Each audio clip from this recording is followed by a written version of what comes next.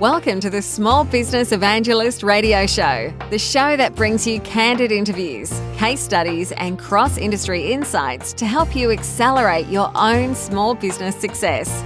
Here's your show host and small business evangelist, Jack Schoenberger. Today's guest on the show is Brian Ainsley Horn. Brian is a best-selling author, investor, and entrepreneur, and he specializes in helping professionals leverage their knowledge to gain authority status in their industry and then use that authority positioning to get national media exposure. His unique methods have been talked about and covered on The Howard Stern Show, The Wall Street Journal, Perez Hilton, CBS News, Forbes, Advertising Age, and dozens of other media outlets. Recently, Brian did an article for Influensive magazine, and it caught my eye because he coined the term authority equity. So we got hold of Brian, and I asked him to be on the show today so he could tell us a little bit more about authority marketing and how you as small business owners and entrepreneurs can leverage authority marketing to grow your business. Brian, could you please just tell us a little bit about your journey, how you came to be in the world of marketing and online marketing, digital marketing, and your evolution in that space to where you are today? Yeah, sure. Thanks for having me. I started off I first got my feet wet with online marketing when I was still in the corporate world. I was an IT director for a fairly large corporation. I had an office here in Houston. I was over their IT here in Houston. And this was in the late 90s, and they were tasked with building out an intranet to get a lot of the paper processes automated and put online. I really didn't know a lot about that. So back then it wasn't even Google, it was Yahoo. I was searching for things in Yahoo, figuring things out, and during that time I said, wow, all these things that are coming up at the top of results for Yahoo, I'm buying some of this stuff. There must be something to this. So I would start searching for how to get to the top of the results in Yahoo, and I discovered SEO then. Started playing around with it a little bit, and then went and pitched an idea to a local web hosting company to start offering SEO services in addition to their web stuff, web hosting and design. And it really it took off from there. I did stuff with them for a while, and then we parted ways, and I started doing consulting. And shortly after that, I found my way to somebody that was in Dan Kennedy's Platinum group, and I got him. He did a bankruptcy recovery, and I got him ranked like at number 6 for the term bankruptcy, just a single word bankruptcy. And he brought that up in one of their Platinum Mastermind groups, and so they wanted me to come in and talk about SEO. So I went in. Dan hired me to do all GKIC stuff, and about 4 or 5 other guys there hired me also. And it just went from there. I started with some info products after that, and then did built out some softwares, built the membership things, and continued to do consulting throughout the whole time. So that's the story. And you made a move then and that was back then. Was it Horndog SEO? Yeah, that was actually the guy, the bankruptcy guy. He likes to give nicknames for everybody, and he started calling me Horndog and introduced me there as the Horndog. And so that's what Dan always would call me, Horndog. And what's funny about that is I hadn't heard that in a while, but that was, my last name is Horn, so you got, Horny Toad, Horndog are pretty common nicknames throughout my childhood. But yeah, that just popped right back up. Right. I remember seeing your services for SEO under that moniker. That's why I remember. But then you came back up on my radar then whenever you started moving into the world of again, almost, I don't know if you coined the term along with your partner Jack Mize, but I think you definitely brought more attention to it now, the term of authority marketing. And I think you guys were as bold to go on to say now that you guys don't even like SEO anymore. Is that an accurate statement? Yeah, I mean, SEO is a good thing in of itself. Getting to rank for something in the search engines is awesome. The part that we did not like, and that I still do not like about offering SEO as a service, is that you're in so little control of it. And there's almost something a little bit unethical about offering that, because you're really not in control of it. So now, if you say, okay, I offer a 100% guarantee that you don't pay me unless you're ranking for these particular terms, that's one thing. But if you say, okay, my services are $5,000 a month, and for that I'm going to do this, and this, and I'm going to, we're going to do our best to get you ranked for these terms. What ends up happening almost all the time is that you end up getting ranking for longer tail search terms, and if you're not even guaranteeing traffic, you're not guaranteeing conversions. So the person that you're selling SEO to is envisioning one thing. They're envisioning ranking for these top terms, good qualified traffic coming in, converting, and them getting new customers. And that's a hard thing to promise with SEO. Paid ads is a different story. That one you can control, you can tweak small things to make it work. SEO is tough to do that with. Some people can, and I'm all, if you can do it and your people are happy paying it, I'm all for it. But what I liked about offering authority services or authority positioning, expert positioning type services is that it's something you can deliver 100% of the time with confidence. You just look at the person and say, I know this is exactly what's going to happen. We're going to get you appearances these places, and then we're going to build out give you an advertising campaign based around that for you to use the plugins to the other things that you're already doing. You can pass it off to your social media marketing consultants, to your paid people running your paid ads, and it's just some extra things you can do to build into your existing marketing. So when you take a look at really whenever you're offering the authority marketing and you're helping these people, your clients build, and I guess the word maybe is like prestige, which is, kind of like a combination of authority and credibility and celebrity sometimes. What do you think? And you mentioned about how that almost helps enable or augment these other things like paid ads and all. What is the biggest, like plus one that authority marketing does for that space?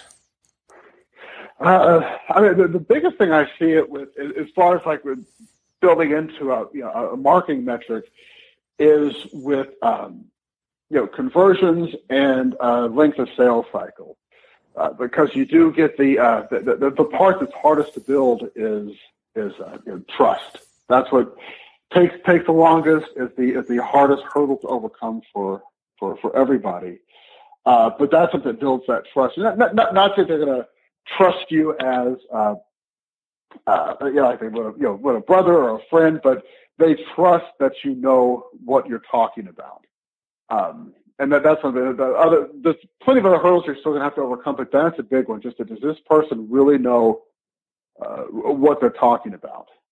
And if you, like I said, you're writing books. If you have a published book, and they can see that, okay, he's published a book on topic XXX, that's he knows what he's talking about. He's published a book, or he writes for Entrepreneurial magazine on this topic, or he's been quoted an article in Huffington Post. You do all these little things that you can show people and leverage these authority positioning pieces to overcome that hurdle. This person knows what they're talking about.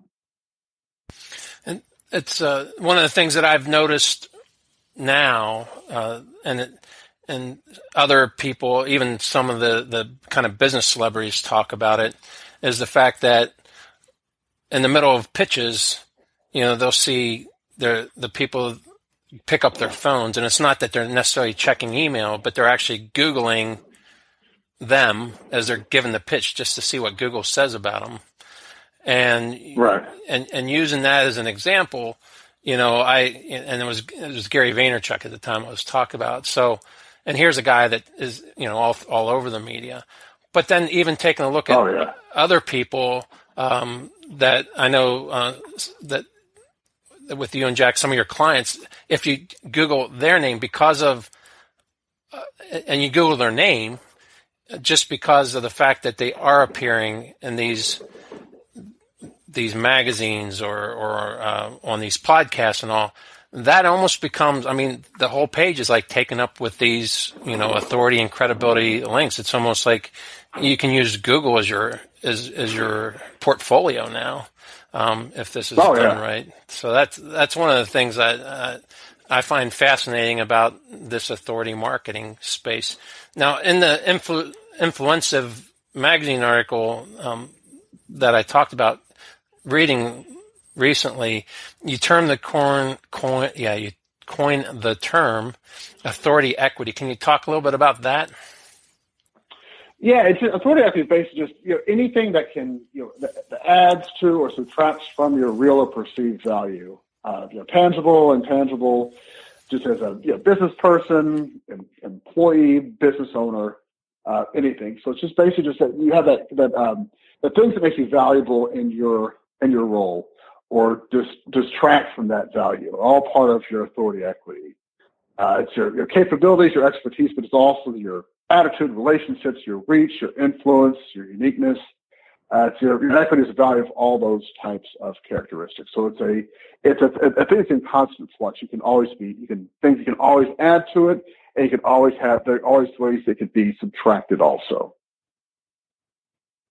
And also, I remember not that long ago saying that you had written a book that kind of combines the neuroscience behind authority. And the book, I believe, is called Neuro Authority, correct? Right. And yes, Neuro Authority. It dug into neuromarketing, which is the science why certain marketing works. Like one of the most famous example of that is the Pepsi challenge, which was back in the 70s or 80s. I remember when it was, when Pepsi actually did the blind taste tests, mm-hmm. and Pepsi won handedly. But if it was not blind taste, like drink Coke, people liked the taste of Coke better. And what they did with the neuromarketing later on was they redid the test and actually put sensors on people's heads and tracked brainwave spikes. And they found that people actually, it wasn't just them thinking that or just saying, hey, just that because it's Coke, I like it better. Their brain was actually telling them they liked it better. They were actually liking it better when they found out what it was. And that was because of what Coke had done so well by branding themselves so well. They've actually changed the subconscious way that people experience their products. So that's neuromarketing. They're constantly finding other ways to do this. What Neuro Authority is, it's looking at ways to use the same type of techniques and strategies, but to use that to position yourself as the undisputed authority or expert in your markets, using the same techniques that neuromarketers have been using since the mid to late 90s is really when that started coming and started testing more of those things. To using that just not for marketing, but for just branding yourself as that authority. Now, is this only a field for big companies and big brands, or a lot of our listeners are going to be small business owners? What are some of the things that they can do to start establishing their own authority?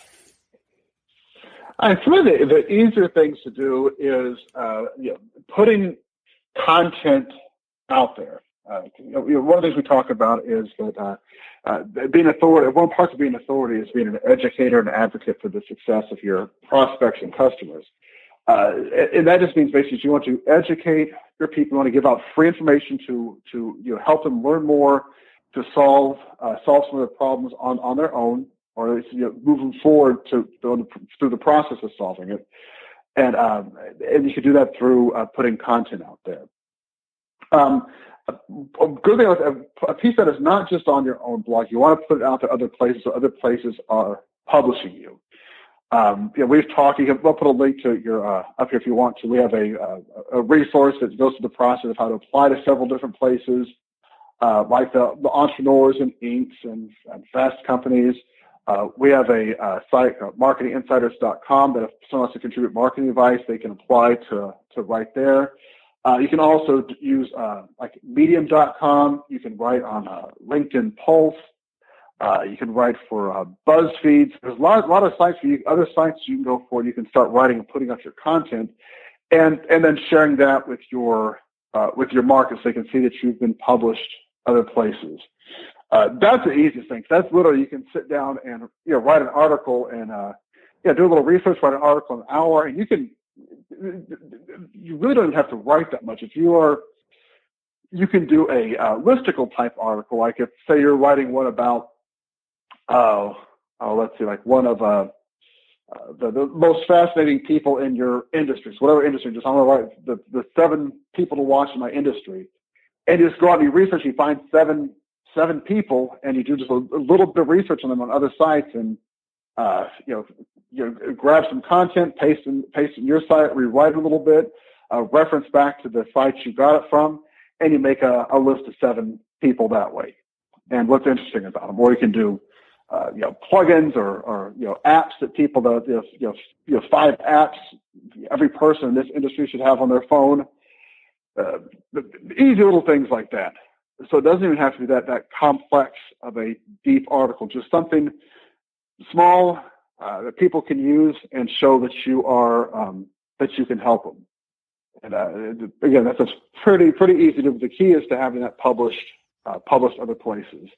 Also, just getting interviewed on podcasts. You can do a little research and pitch yourself to 10 different podcasts, and you'll definitely get at least a few interviews out of it if you're going to reasonable ones. You obviously cannot go to the Joe Rogan and other really big shows to get on, but you go to some smaller shows. They're always looking for guests. If you have a good angle for them, you can get on that way. So that's probably the easiest thing. There's some more advanced ones that can be done, but just getting your content out there on a site with pretty open posting policies and some smaller podcasts are pretty easy. Well, I'm glad you mentioned that, because I know that there's probably some of the listeners right now, and at one point in time that would have included me, that if you would have told me, well, you just need to start writing, and getting that the word writing would start freezing me up almost right away. So, yeah. Other than podcasts, is there any way else somebody who really doesn't want to write can actually create content? What would be your recommendations for the people that are kind of phobic about writing? Should they have ghostwriters? Should they hire a content creation company? Do they lose any authenticity by doing that? What's your experience with that?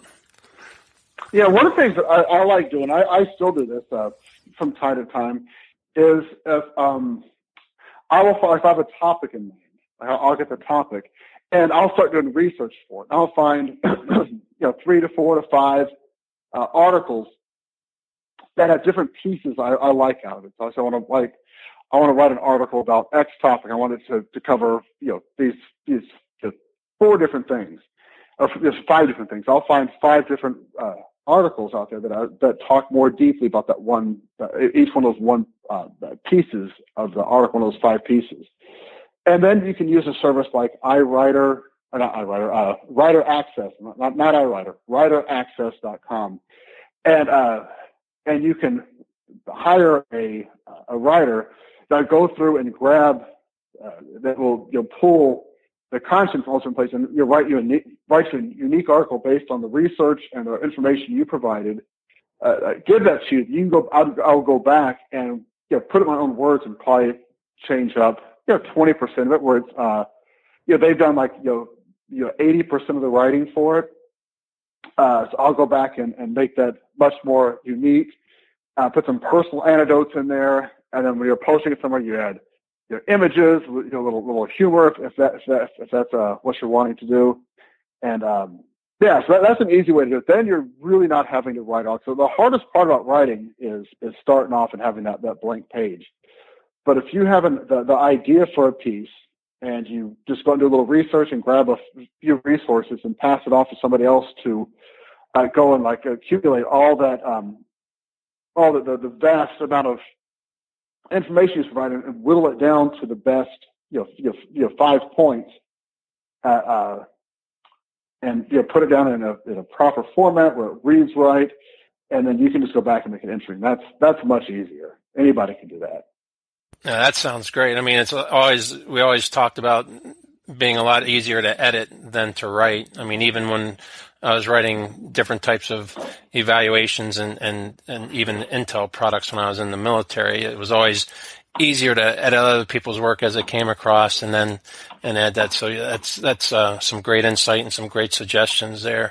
One of the other things I wanted to ask you about, because when doing research for the interview, and kind of following your career throughout the years, is that I saw that it's relatively recently, I think, that you started an innovative, I think is how you classify, innovative publishing company, Ainsley Allen Publishing. Could you tell me a little bit about that and what makes it innovative? Yeah. Well, the publishing company is geared specifically for entrepreneurs and business owners, and the purpose is, to create books that sell you versus books that sell. We really don't care if it sells a lot of books or not. We want it to be a book that can sell the person. So we start at the service you're going to want to sell with it, which most people that come to us will want to sell a high in either consulting or coaching type program, something of $5,000, $10,000 plus range, and we'll build out a funnel for that starts off with a free copy of the book. So we'll, just like what Russell Brunson has did with his, where you can get the book for free. You just pay $5.95 shipping and handling, and that covers the cost of printing and shipping it out. So you're absolutely at no loss to that. You're not making any money at all, but you're breaking just about even. You might make a few cents or lose a few cents depending on where it's being shipped to. But and then it'll go through the funnel, goes from that free book to another couple offers in there. What first offer upsell is usually designed to offset any type of advertising costs that you want to do. So we like doing video versions of the book, which is basically just a PowerPoint presentation of the book and like an online class type format, like a webinar. That's just pure content. You can have some offers in there, a big offer at the end, but it's not a sales webinar. And then the final upsell is usually offering some type of a consulting session for a small amount, just to get on the phone with somebody.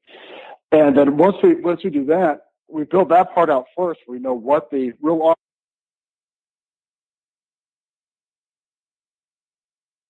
Oh, sorry. That's what works best. And then we build up the content of the book from there. So you're really starting out with the business end in mind first, and build around that. And you mentioned about not being too concerned about the number of books sold, but it's actually because at the end of the day, really it's influencing the right person or reaching the right person. It doesn't need to be a lot of people, but I find that's definitely a different way than a lot of publishers go about it. Now, yeah, and I think in taking a look at the website, the other interesting thing about your publishing model is you don't charge any royalties for that type of thing, right? No. Right, and that's what most publishing companies make money off books being sold. Usually, if you go and you get a book deal, you have to guarantee a certain amount of books are sold. So you have to they give you an advance, but you're guaranteeing that the book's gonna sell a certain amount for you to get that. So you actually, if it doesn't sell, you're on the hook for buying, usually a couple thousand books at cover price. So usually you could be on the hook for $20,000-$30,000 if it doesn't sell. Now, I know people have gotten burned by that and lost money. So what we don't charge, we don't take any royalties or have any minimum book buys. We just charge a straight marketing fee to set everything up. And because that's what it is, we're building out the funnel, and the book is a marketing piece. It's all a 100% tax write-off, at least in the States. So it ends up being better all the way around. So we just charge that one thing no matter what. It's a marketing expense. We build it into your marketing package, and that's really what it is. It is a marketing piece and a marketing project. Now, going back to the person that, first of all, might have been scared to write a single article, it could be a pretty daunting idea to write a book. Are they on the hook for, sitting down and writing, spending hours and hours and hours, writing, then sending it off to an editor, how does that process work? Yeah, no, we do it a couple different ways. They're actually not writing, because that is, again, people get into the fear of starting the process and staring at a blank screen. So we do go to one of two paths. Either it could be like an interview-based one. We actually will sit down and talk to them, and after we decide on the overall scope of the book, we'll help outline every chapter, and then interview them to get the content from them that way, in their own words, writing it out, and that one takes a significantly less amount of their time. Or we do a similar process to what I described with the article writing process. We will get their ideas for different chapters, go out and find other content and resources and research out there, and pull from that and have ghostwriters write that, and then go back with them and put it in their own words and make it more unique in industry and work with them on that. And both of those, you're looking at time maybe like 8 hours total. Wow. Time on a finished book, which we like to. They're usually about 150 pages for a little paperback type book. So we try to keep it. If we go over much over 8 hours of the time, if we go over 8 hours of the time, we've done something wrong, or there's been a little break in the process. But that really doesn't happen too often. Usually when it does, it's the writer is just wanting more to be more involved, and it's by their choice, and they're happy with it. It definitely sounds like a unique model in this space today, and you just reminded me of a recent article that I read. Ryan Holiday, who's a best-selling author, has written some books on Stoicism, The Obstacle is the Way, and the Ego is the Enemy, and such. And he has a new book out, and for right now the name escapes me. I want to say it's Perennial Bestseller, maybe the title, Perennial Books. But he wrote an article. What comes to mind is he just wrote an article in the Observer, and it was unique coming from a guy whose actual best friend is in the publishing business, and also tries to help entrepreneurs. But he put down the article was in the Observer, and it said, attention entrepreneurs, please don't write a book, which seemed almost like counterintuitive. And his argument in there was that he doesn't want to see a bunch of poorly written books come out there by people who aren't really driven to share their message.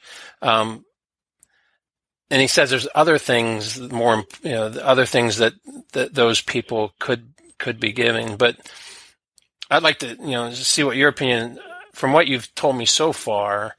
What I see is the fact that the approach that you're taking and what everyone's doing is trying to be an advocate and educator for their clients. These aren't ego pieces that are being written. So what do you think about Ryan's position?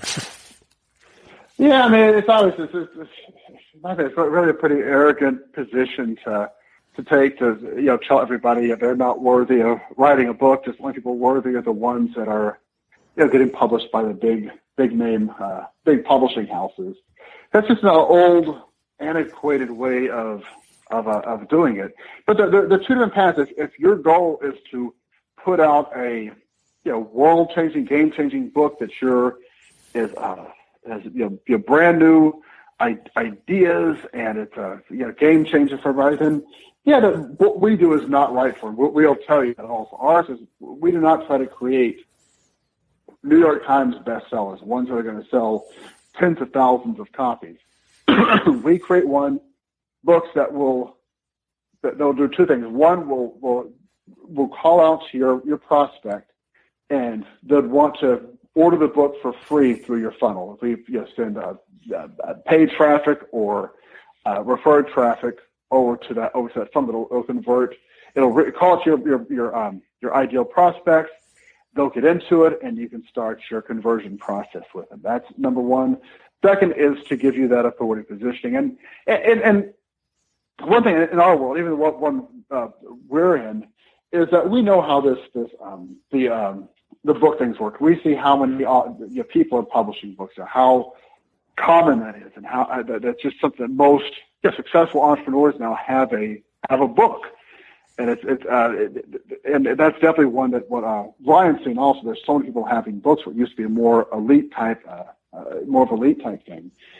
But when you get outside of our marketing world, it's still really impressive. When people are just absolutely just blown away by the fact that people publish books. We see that we have a lot of clients we publish books for, and there's not been one case where somebody has come to us and said, "Wow, I published a book and everybody said it wasn't impressive anymore. It's old hat." That just doesn't happen. It just doesn't. So if your only target is the marketing world, maybe that is impressed by it. But even so, you look at, like I'm just thinking now, you look at Russell Brunson, who just sells to marketers who know how all this stuff works. They grab his book every time he puts one out. He's done he's done 3 that I know of, and every one of them sells. We even still refer people to his the free book funnels that he does for affiliate things, and people still buy them all the time. So yes, I just don't think that's I just don't buy into that. It's something they should not do. Now, the one caveat I will give is that you should not put your last dollars on it and pin all your hopes on it. You should have an offer that already works, that converts, and you can get an ROI on. And that's one of the things when we talk about people also, we're putting through this funnel, they're coming and say, well, I really don't have an offer yet, but I'm wanting to build out a consulting off of this one. We'll say, listen, this is really not for you. That you need to have something up and working already that is going to, something that people want, and that a little bit about the people that want it so they can be targeted in a traffic for it. That sounds like excellent advice. So I want to thank you again for being on today, Brian, and for the people that are listening. I will be some of the things that you mentioned. I will put down links to some of those websites. Are there any websites or social media sites you would like to mention specifically on how people can reach out to you if they want to find out more about authority marketing, Neuro Authority, or how to establish authority equity? Yeah, I've got a few. I guess our main site is authorityalchemy.com, and that has podcast episodes, there's a lot of blog posts, free downloads and resources to learn all about authority marketing, how to position yourself as an authority, or how to offer that as a service to clients or as a business of your own. And then if you want to get a free copy of my book, Neuro Authority, it's just NeuroAuthority.com. And you'll put the link on there so you have to spell that thing. And then also, if anybody's wanting to start writing, wants to write about business, marketing, success, you can go to marketinginsiders.com and apply there. There'll be a link on that site somewhere for you to go, and you can apply to start writing there. We're always looking for good content. Okay. And then if you want to do more information about the Ainsley and Allen that I talked about, the funnel and book publishing, just go to booksandfunnels.com. Booksandfunnels.com. Okay, I'll make sure to include that link also. All right. All right. Well, thank you again, Brian, and we're going to go ahead and sign off for now. All right. And thanks for listening, everybody. Yep. Thank you for having me. Bye-bye. You've been listening to the Small Business Evangelist radio show with host Jack Schoenberger. To find out more about resources mentioned during this show, or to let us know you're interested in being a featured guest on an upcoming episode, please visit thesmallbusinessevangelist.com.